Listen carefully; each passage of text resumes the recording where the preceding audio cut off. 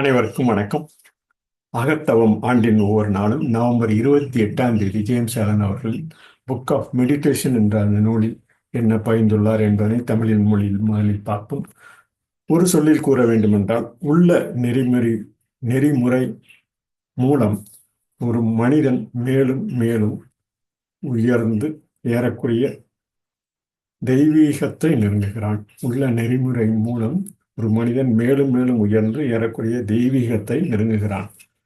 ஒரு மனிதன் தூய்மையாக வளரும்போது எல்லா தீமைகளும் ஆற்றலற்றவை என்பதை அவன் உணர்கிறான்.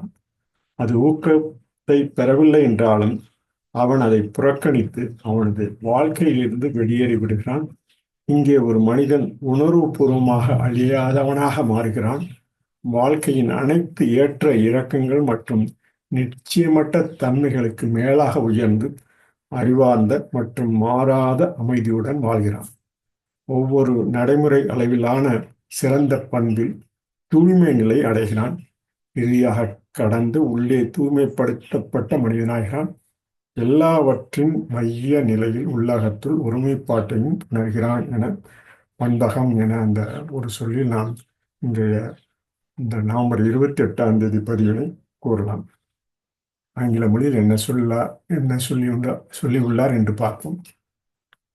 What he says on November 28th, we can say in single word gene. Great phase energetically nucleic effect. Whatever we have in our body systems in the form of gene, great phase energetically nucleic effect, we can say. By self-discipline, a man rises higher and higher, approximating more nearly to the divine. By self-discipline, a man rises higher and higher, approximating more nearly to the divine. As a man grows purer, perceives that all evil is powerless unless it receives encouragements, and so he ignores it and let it pass out of his life. It is here also where a man becomes consciously immortal, rising above all the fluctuations and the uncertainties of life and living in an intelligent and unchangeable peace. By self-discipline, a man attains to every degree of virtue and holiness and finally becomes a purified son of God, realizing his oneness with the central heart of all things. So in simple and easy way, we can say gene, great peace, energetically nucleic effect.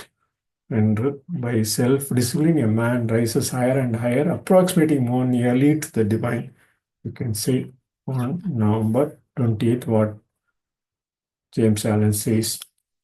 ஒரு சொல்லில் தமிழில் நாம் பண்பகம் உள்ள நெறிமுறை மூலம் ஒரு மனிதன் மேலும் மேலும் உயர்ந்து ஏறக்குறைய தெய்வீகத்தை நெருங்குகிறான் என பகிர்ந்து இந்த பதிவினை நவம்பர் 28 இந்த பதிவினை நிறைவு செய்கிறோம். நன்றி, வணக்கம்.